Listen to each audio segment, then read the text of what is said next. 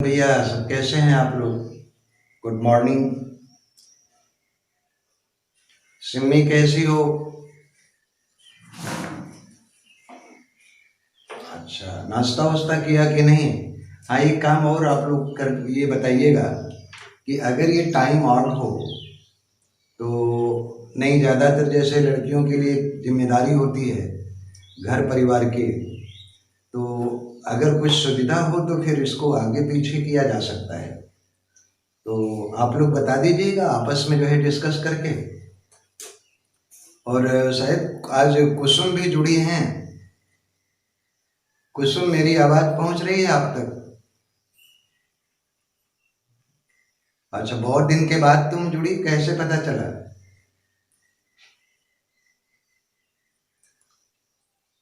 अच्छा अच्छा अच्छा। अच्छा, और सब बढ़िया है?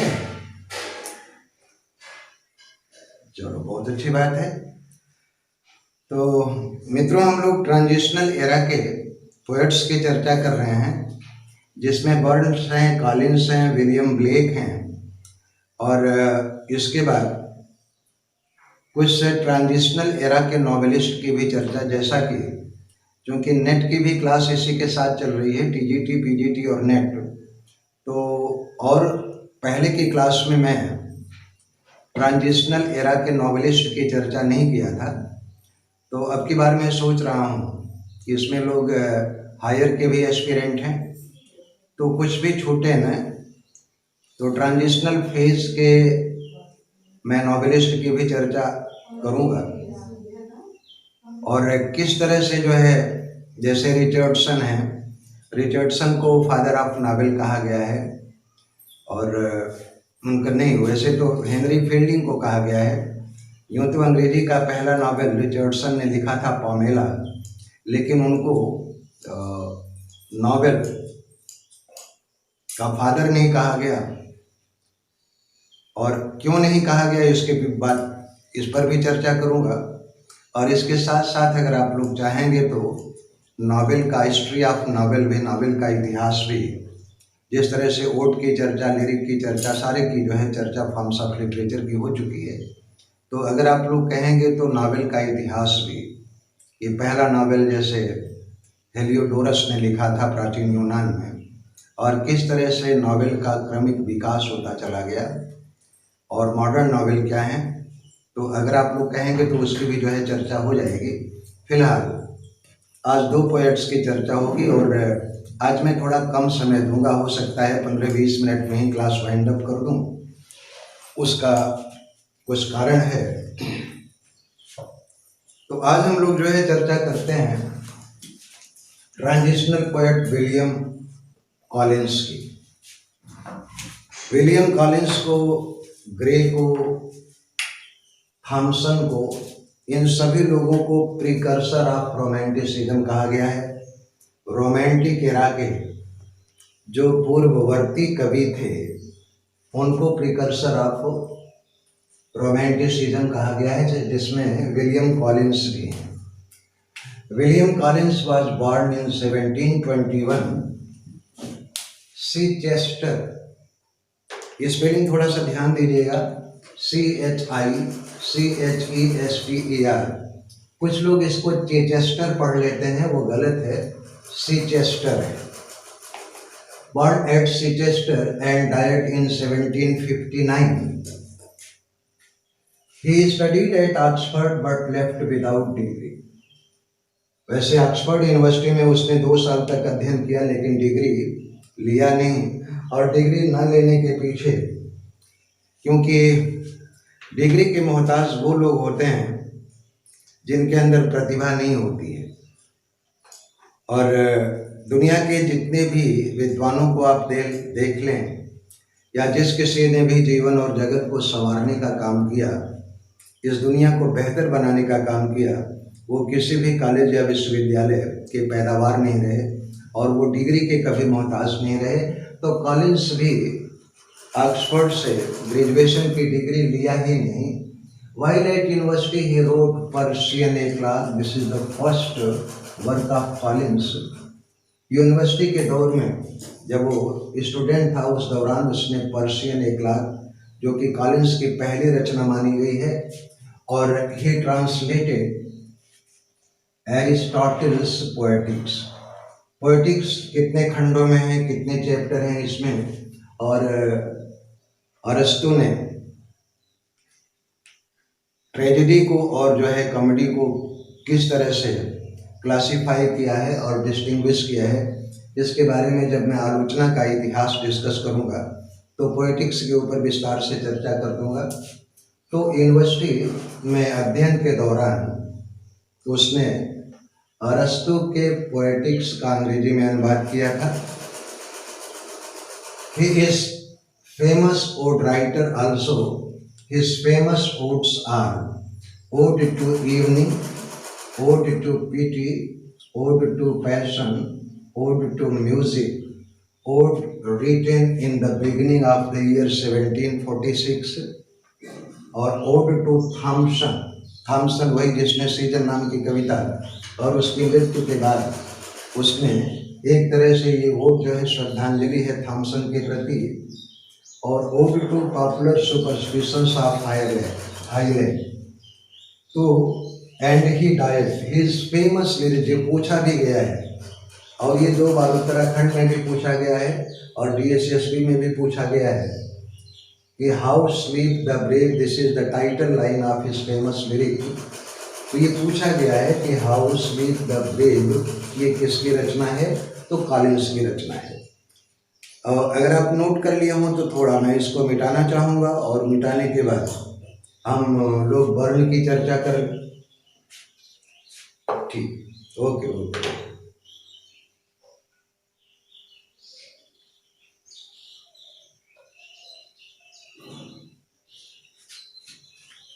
ये 1759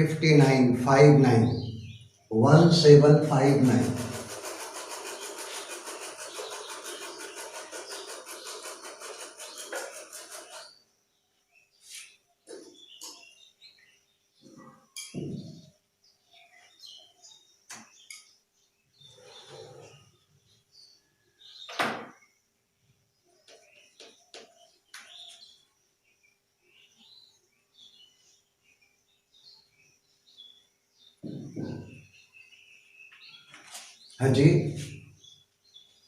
बोर्ड क्लियर। जो थोड़ा सा नेटवर्क फ्लक्चुएट करता है ना, हम भी देहात में ही रह रहे हैं।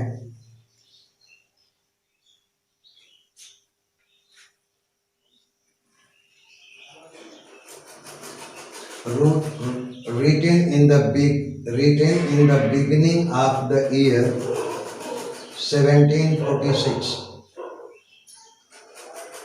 Written in the beginning of the year 1746.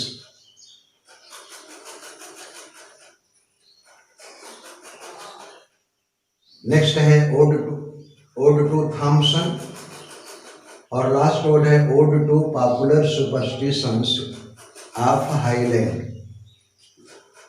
Highland कहते हैं स्कॉटलैंड का जो पठारी इलाका है वो हाईलैंडिक एरिया है। और जिसके बारे में मैंने बताया है कि अर्श डायलेक्ट जो हाईलैंड का है यह इंग्लैंड की सबसे प्राचीनतम डायलेक्ट है जो ब्रिटेन लोग बोला करते थे। और आज भी अर्श डायलेक्ट स्कॉटलैंड के हाईलैंडिक एरिया में आज भी बोली जाती है, पहाड़ी इलाकों में और पठारी इलाकों में। मैं अब इसको मिटा दूं। ओके,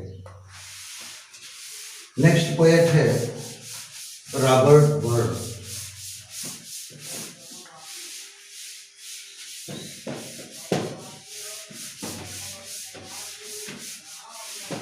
ये जो आप नोट्स लिख रहे हैं इसको संभाल करके रखिएगा। अगर दुनिया में मैं घमंड नहीं करता लेकिन आत्मविश्वास के साथ जरूर इस बात को कहता हूँ कि इंग्लिश में दुनिया में कोई भी कंपटीशन होगा, कहीं पर भी होगा, तो आपको ये नोट्स काफ़ी सहायता देगा।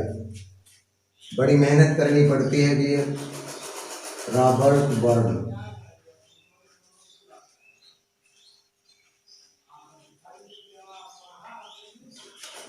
रॉबर्ट बर्न को नेशनल पोएट ऑफ स्कॉटलैंड कहा गया है।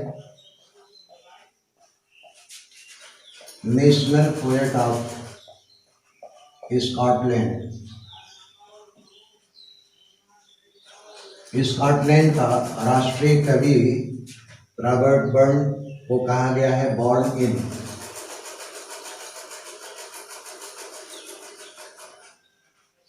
He was born in 1759 and died in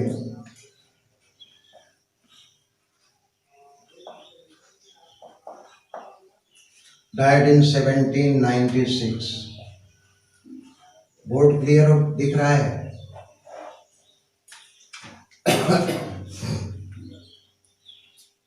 The contribution of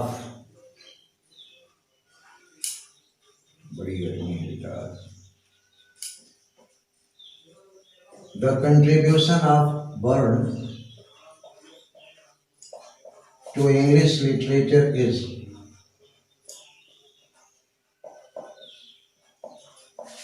very small।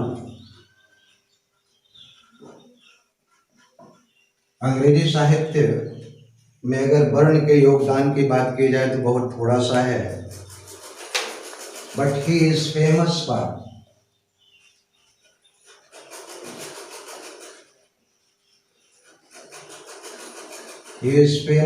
writing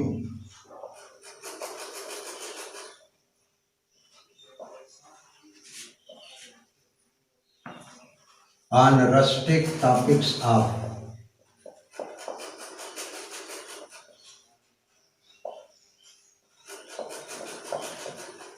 rural life,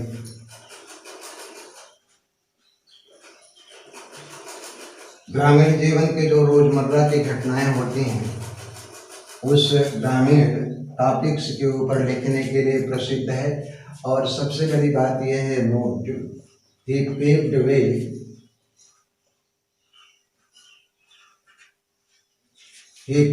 way for Wordsworth and Coleridge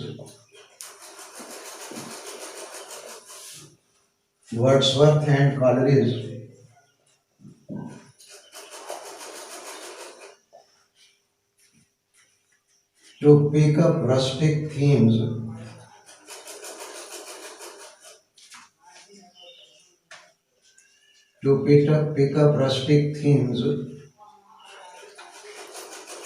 which they adopted या which they expressed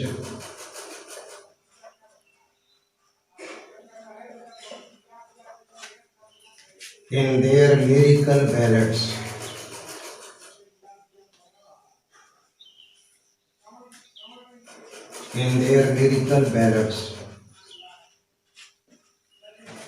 बर्न ने ऋणी बनाया Wordsworth और Coleridge को, और बर्न से ही प्रेरणा लेकर के वर्ड्सवर्थ और कॉलरिज ने जो लिरिकल बैलेट का प्रकाशन 1798 में हुआ था, उसमें ग्रामीण जनजीवन और रोजमर्रा की जिंदगी को उन्होंने अपने लिरिकल बैलेट्स की कविताओं का टॉपिक बनाया था। But his famous small poems are, मिटा दे रहा हूं उसको,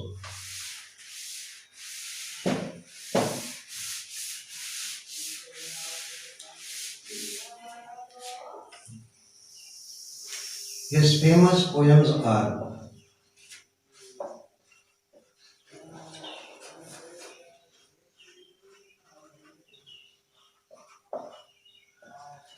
उसके जो प्रसिद्ध कविताएं हैं, my love is like red red rose,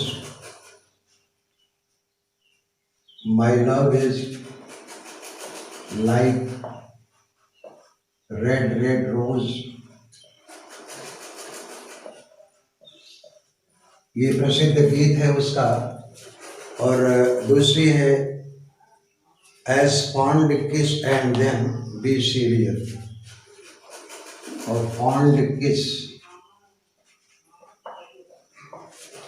and then be severe। उसका तीसरा लिरिक है of airs and wind that blow, of air and wind that blow. और लास्ट है द ब्लैंक्स ऑफ धूम,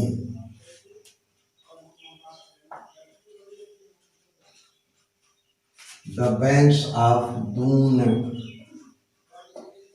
ये उसके 4 प्रसिद्ध लिरिक हैं। नोट कर लें, फिर इसके बाद लगे हाथों विलियम ब्लेक की भी जो है चर्चा कर ली जाए।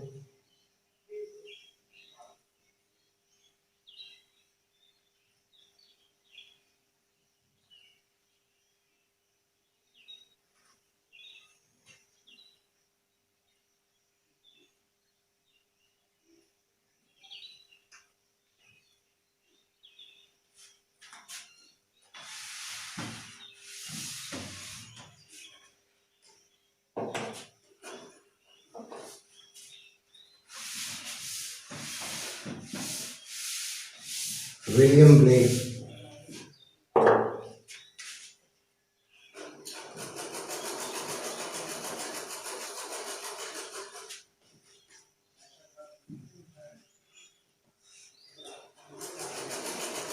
Irish lyricist,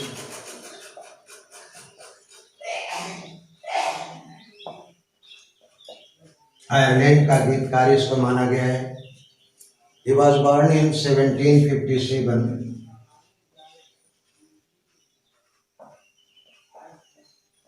1557 and died in 1827.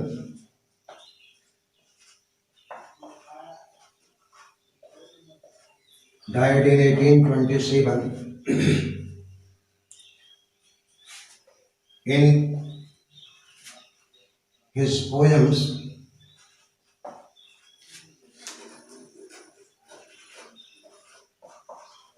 there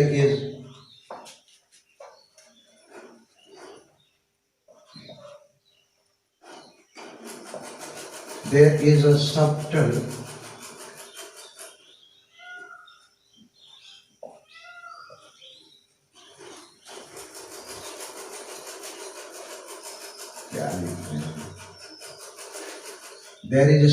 spontaneity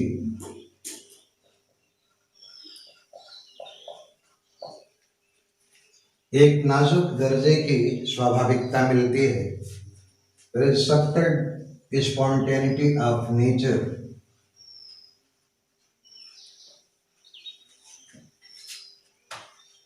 He contributed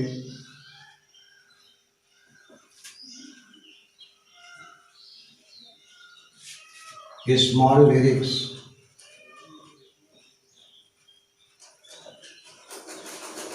which made him famous.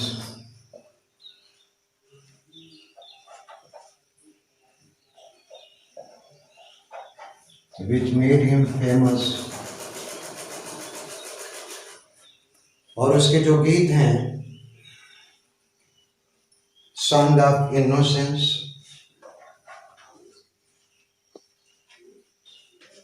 Song of innocence, और दूसरा है song of experience,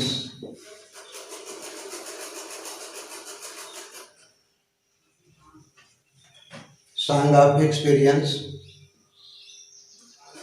marriage of heaven and hell,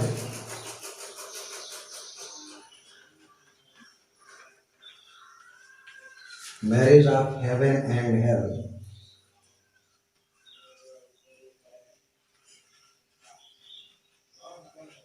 marriage of heaven and hell, the book of loss, the book of loss, Milton. ये poem का title है जिसमें black ने Milton को श्रद्धांजलि दी है। अमेरिका मिटा दे रहा हूं इसको।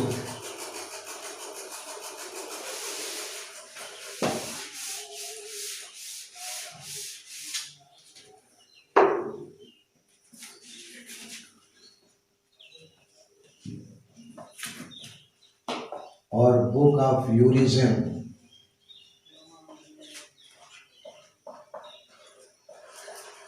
URIZAN, बुक ऑफ यूरिज्म, और जेरूशलम।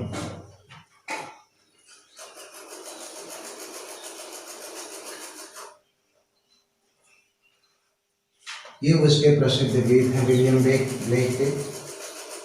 और टाइगर,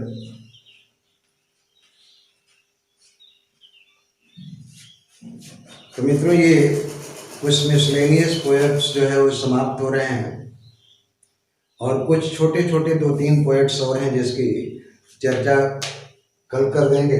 और अगर आप देख सकते हो तो बेहद उमस है और शर्ट भीग गई है। शाम को मिलते हैं हम लोग लैंग्वेज की क्लास में। Thank you very much.